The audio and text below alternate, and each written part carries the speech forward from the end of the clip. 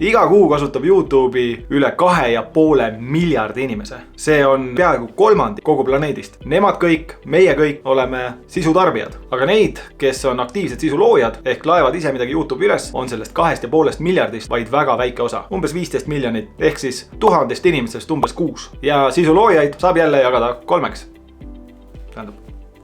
Esiteks need, kes teevad seda isiklikel, kuid mitte ärilistel eesmärkidel. Käisin Mõhandu maratonil, tegin video selleks, et sõpradega jagada ja ise hiljem meenutada.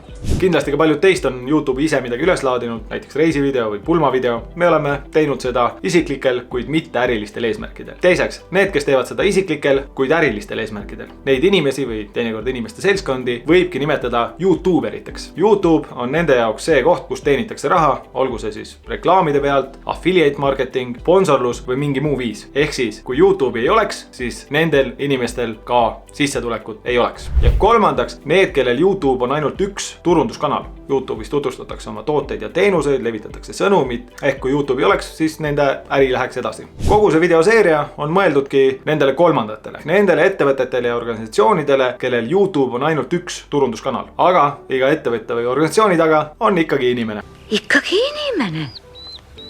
Sina. Mis siis eristab YouTubereid ja ettevõtteid, kes kasutavad YouTube'i ühe oma turunduskanalina? Eesmärk. YouTuberi eesmärk on saada võimalikult palju vaatamisi, kanali tellijaid ja seda, et vaataja jääks edasi YouTube'i. Kas ettevõttel on sama eesmärk? Ei pruugi olla. Võtame näiteks kinnisvarafirma. Tehakse video ühest müügil olevast korterist või majast. Video saab 10 vaatamist ja see kinnisvara on müüdud. Ei ole väga palju vahet, kas selle videol on 10 vaatamist või 10 000 vaatamist. Video on oma eesmärgi täitnud. Lisaks ei ole ettevõtte peamine soov, et külastaja YouTube'i jääks. Ettevõtted kasutavad sotsiaalmeediat selleks, et inimesed sotsiaalmeediast ära saada. Kui YouTuber soovib olla edukas, siis ta peab tegema videosi suurematel turgudele. Ehk siis inglise keeles, vene keeles, aga näiteks miks hispaania keeles. Kui ettevõte on Eestis, töötab Eestis, kliendid on Eestis, siis video olgu ka eesti keeles. Vaid vähesed Eesti YouTuberid saavad edukalt eesti keelega hakkama. Ettevõtete välisturgude puhul tasub mõelda mitme erineva kanali loomisele, täpselt samamoodi nagu Facebookis. Aga paraku, kui Eesti meedias YouTube'ist räägitakse, siis räägitakse peamiselt YouTuberitest. Seda nii pealtnägijas, ringvaates,